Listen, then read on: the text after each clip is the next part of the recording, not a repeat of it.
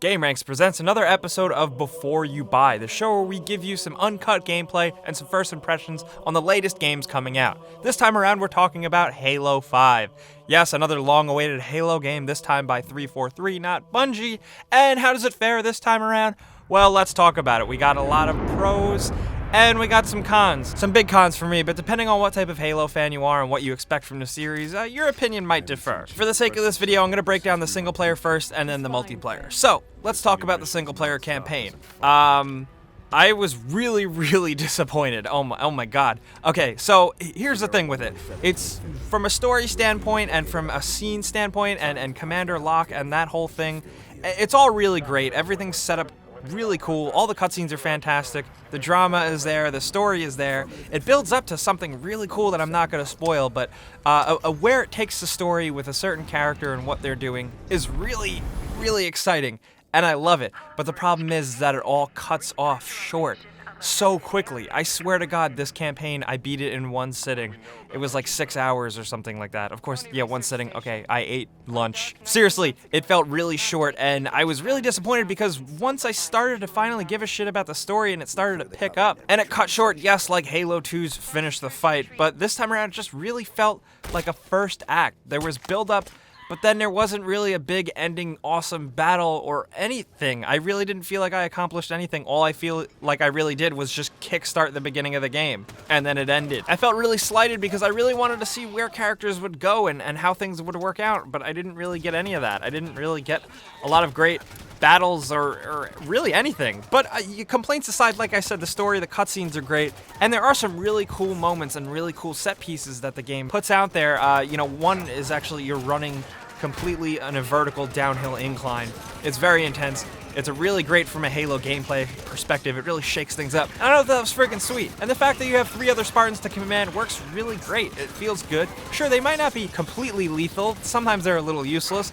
But ultimately, they do keep the bullets flying and they'll revive you when they need. And it was a dynamic that I was skeptical about, but it was actually working out pretty good. That, and of course, with the bumper button, if you're sprinting, you can do a shoulder charge where the gameplay cuts to third person and you do this shoulder punch. Or you can jump up into the air and do an aim down ground punch. And both of those additions felt really awesome. Just the way they added it and the way they integrated it into the gameplay felt really satisfying and really enjoyable. Of course, with this Halo, like many others, if you bump it up to Legendary, you get a much more satisfying gameplay here. But ultimately, what I was really disappointed with was the fact that from the beginning of the game, you encounter all the enemy types and you fight those same enemies from the beginning of the game to the end of the game. And there's a lot of those damn Promethean dog things that run around that take 2 bullets.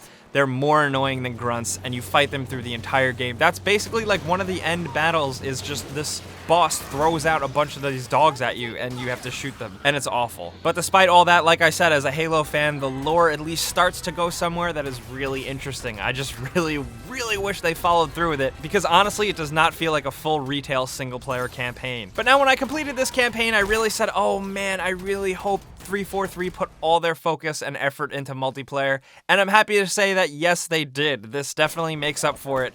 I really enjoyed the multiplayer. I've been having a great time with it now. Just for disclaimer's sake, I've been playing pre-release preset match game modes and stuff, so I don't really get the full experience of everyone being online. So of course, if the gate launches day 1 and the servers are absolutely fucked and no one can play, I'll update this review because of that, because then I have to really kind of adjust how I feel about it. But as I have been playing, it's really great and pretty enjoyable, and I'm liking all the game modes. There's 2 different multiplayer modes to jump into. There's Warzone and Arena. Arena is great. You have a lot of your classic Slayer modes and stuff like that, and they feel incredibly satisfying and awesome and fun.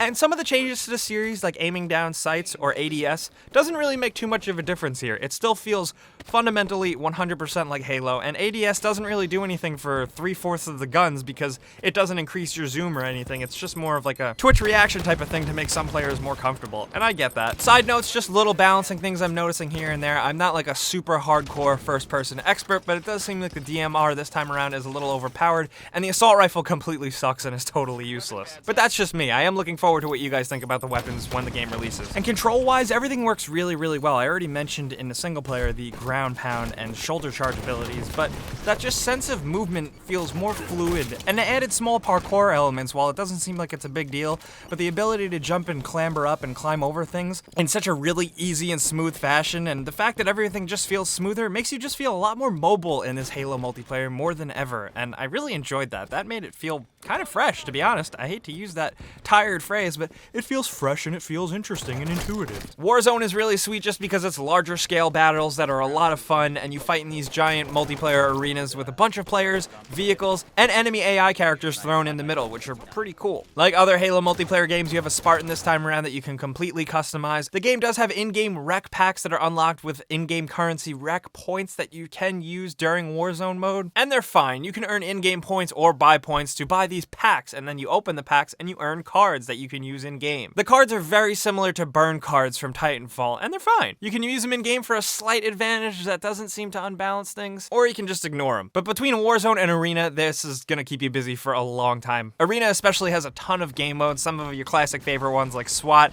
and new variations on classic game modes made me play a lot. I could not stop playing and clamoring for the next playlist match every time it came up because this game is just damn fun. It's a good Halo multiplayer game. And I didn't find too many disappointments overall in multiplayer compared to the single player.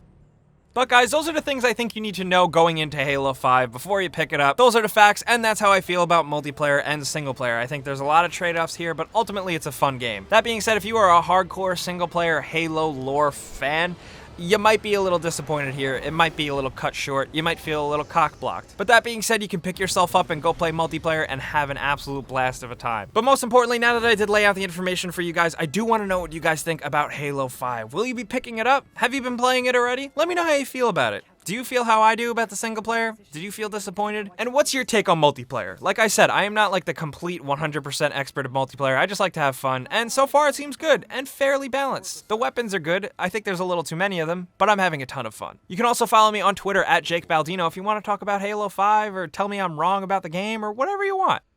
So guys, if you did learn a thing or two about Halo 5 and maybe appreciated this video, click the like button because that really helps us out and lets us make more of these. And if you are new, you should definitely subscribe because we put out videos every single day, including a lot of these before you buy videos to inform you on the latest games coming out, you know? But as always, thanks for watching, and we'll see you guys next time.